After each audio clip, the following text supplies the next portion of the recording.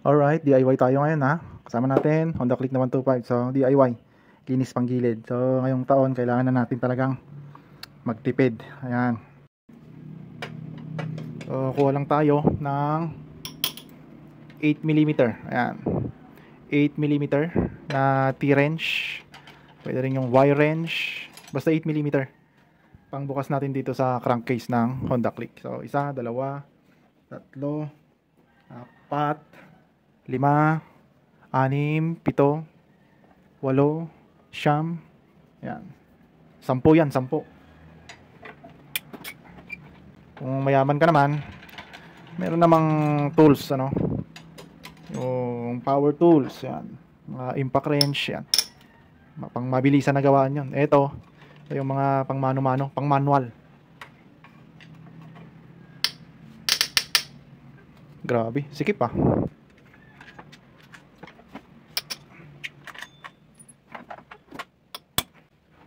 Itong Honda Click pala natin, version 2 ito. Version 2.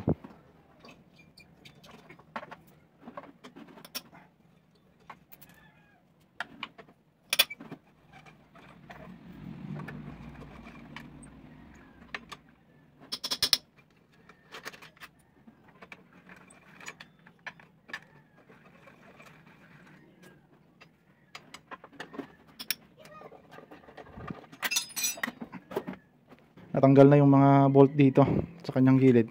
Pero grabe. Ang hirap bunutin. Ganyan talaga pag matagal na stock, matagal hindi nabubuksan ang panggilid. Kailangan ng konting masahe.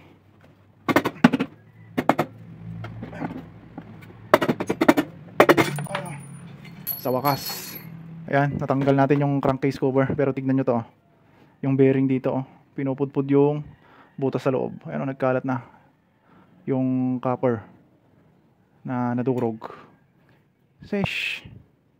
Tapos kung makikita nyo dito sa bandang ibaba, ayan, kulay black. Possible na tumatama na to. Itong belt natin pumapagpag na. And may crack na, may crack. Mamaya pakita ko sa inyo. Ayan, sa pagtanggal naman ng bell at itong clutch assembly, including doon sa pulley set, ayan, gagamit tayo ng ito, Y-tool. Yan, Y-tool. Old school tayo eh. Wala tayong power tools. Tapos dito, sa bandang bell, gamitan natin ng 19mm. 19mm yan. Okay, katulad niya ng sinabi ko, old school tayo. Kailangan mong pumwersa. Tanggal. Yan. Ang itim. Susunod, ito naman. Yan, dito tayo sa pulley set. Yan, Y-tool ulit, ganyan. So, ang ginagawa ko, itong dulo nito, yan, ganyan. Tinatama ko dito sa center stand para makatulong sa pag-lock ng pwersa. And ang gagamitin natin is 22mm, 22. Yan.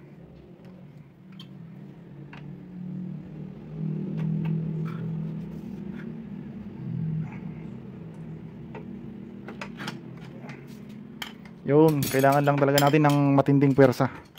Hindi naman yung 100%.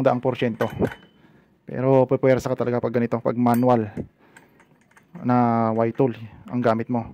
Pero kung power tool, mas maganda, mas madali. So, bunutin na natin. Yan. Alright. So, ito, kalkal. Nakakalkal tayo, kalkal pulley at kalkal drive base. Ayan. Konti pa naman ang kanto.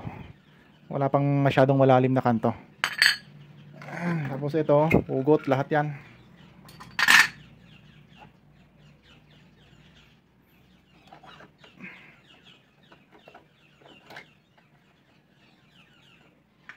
May problema sa back plate Naglalak yung back plate. Ayaw mahugot. Alright. So yan yung fly ball. May mga konting kanto na rin. Ayan, konti. Ayan, kailangan na nating palitan. Ayan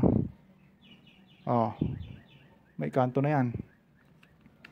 So ang kombinasyon pala natin, I think tatlong stock, ayan, na 14.5. Yan, tapos tatlong 13. Ayan. So naka 13, 15 tayo na kombinasyon. May mga kanto na, palitin na yan. At ayun nga, nabaklas na nating lahat. Yung mga papalitan natin, kailangan na nating tanggalin. Itong flyball, tabi na natin tong mga to. Kasi kailangan na nating palitan dahil may kanto na. Including yung ito nahulog agad. Nahuhulog na yung slide piece. Ayun may kanto na rin sa loob Kitang-kita nyo naman, ayan. So ibig sabihin, hindi na siya kumakapit. Palitan na rin natin yung slide piece. Ayan. Itong drive face natin, wala pa namang kantong malalim. Okay pa siya. Itong backplate, gagamitin pa rin natin yan. Itong pulley, ayan, yung rubber nasira na. Pero check natin kung may malalim na kanto. Wala naman. So kung nakikita nyo pala, sumasagad sumasagad yung belt natin. Yan hanggang dito sa dulo, sumasagad siya. Maganda yan, maganda. Magandang sinyales. Ito, naka NCY tayo. NCY na bell. Okay pa naman, wala pa namang malalim na sugat sa loob. Pwede pa yan. Ito, ang gamit natin TTGR. Oo, TTGR to. TTGR na clutch assembly. Pati ata tong torque drive TTGR to Oo, tinago ko kasi yung stock.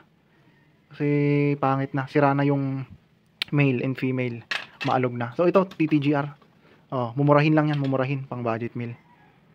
Tapos yung belt, ayan. Check natin kung pinipisil natin ganyan, may puwersa pa naman, bumabalik pa. Pero kung titignan natin, ayun may crack na siya. May crack na sa loob. Ayan. So kung may budget tayo, kailangan na nating palitan ito. Kaya lang wala pa tayong budget So ibabalik natin to. Next month siguro makakabili tayo ng replacement. Mahal mahal ang belt, drive belt ng Honda Click. So ayun, nabaklas na natin yung panggilid ng Honda Click. So DIY yun DIY. Ganun lang kasimple.